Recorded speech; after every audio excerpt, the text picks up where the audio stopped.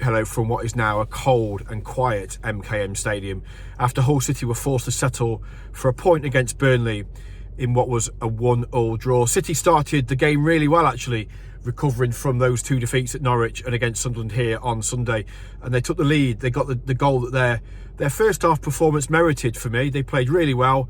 They created some good moments, not too many shots on target again, but some really good moments. They led just before half-time. Good move down the left-hand side involving Gustavo Puerta and Abu Kamara, who was a fifth-minute replacement for the injured Liam Miller. The ball came out to Xavier Simons on the edge of the box, and he let fly with a right-footed effort, which seemed to bamboozle James Trafford in the goal.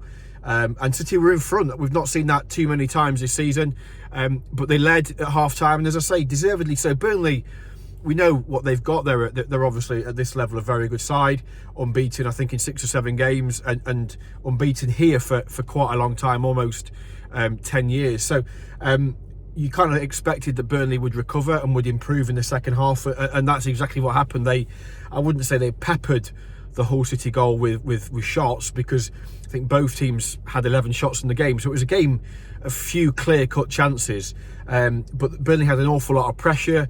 There was one off the line, Charlie Hughes, after Panda came for a cross and flapped at thin air, and you kind of felt that City were resolute without really looking like conceding, and then a really unfortunate slip down the left-hand side from Louis Coyle allowed Jadon Anthony to get deep to the byline, pulled over across, and Zian Fleming with a really good header.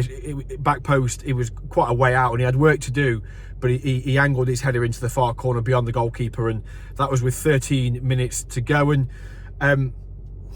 it was going to be really interesting, in fairness, to see how City would respond to that. Would Burnley go on and win the game, or would City settle for a point, and would they win the game? And in the end, I think you'd have to say probably a point was a fair result. There was a mad scramble deep, probably 3 minutes into added time. I think there were 3 minutes added on. There was a mad scramble in the penalty box, bodies everywhere. How Burnley didn't force the ball over the line, I don't know, but credit to City for holding firm, and then Louis shoved the ball wide for a corner, and they saw that through. So I think Scott Parker will be disappointed that, having got on terms with 10 minutes plus stoppage time or so to go, they didn't go on and win the game. But had Burnley have won it, I think that would have been extremely harsh on City. Slater slammed one wide in the first half. Kamara fizzed the ball across the goal, which there were no takers. Balumi angled one, a shot over the bar in the second half. He fashioned a wonderful cross from right to left for Puerta to head across goal, and he couldn't score before he came off. So both teams had chances. Neither goalkeeper had to make clear-cut saves, if I'm brutally honest. So I think on the balance of play, I thought Burnley started the game brightly. City then kind of took control and were the team in the ascendancy, obviously scoring just before half-time. But I think on the balance of play, if you look at the stats, it was fairly even, I think.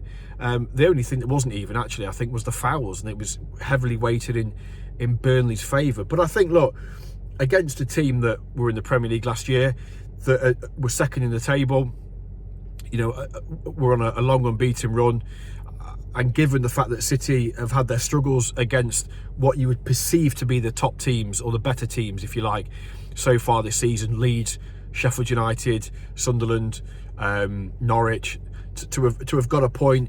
The frustrating thing is that at 1-0, right on half-time, they get the momentum.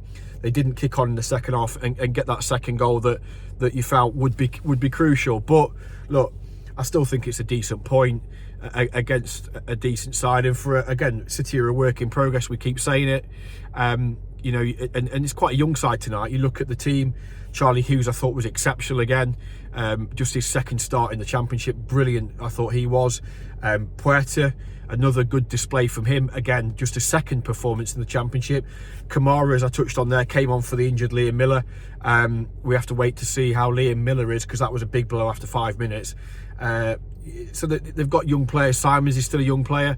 So look, I think plenty to be encouraged by. Again, frustrations about some of their play. The final ball, that willingness to get a shot away. I think they need to be quicker in around the penalty area. I thought Pedro. So there were 3 changes from Sunday. Regan Slater was in, Miller was in, and Pedro was in for Bedia. Malin was out injured, he dropped out, and Kamara dropped to the bench alongside Chris Bedia. Obviously Kamara came on for Miller. Thought Pedro worked hard, I think he had 5 touches in the game, which is kind of indicative of City not really being able to get him into the game. And they kind of struggled through the top of the pitch. But I thought on the whole it's a decent point for City, and they go to Derby on Saturday, which we know is going to be a really difficult game, given the fact that Derby, one of the promoted teams, have had big success at Pride Park in the last, I think, 11 wins in 12 games. The only defeat was controversial against Norwich. So look, all in all, a decent point. They move on to Pride Park on Saturday, and plenty more to come from here at the MKM Stadium. Of course, reaction to the game here at the MKM Stadium over the next couple of days. We'll be with Tim Walter tomorrow on Thursday, and also Cody Drame to look ahead to that visit to Pride Park Stadium. Thanks for watching.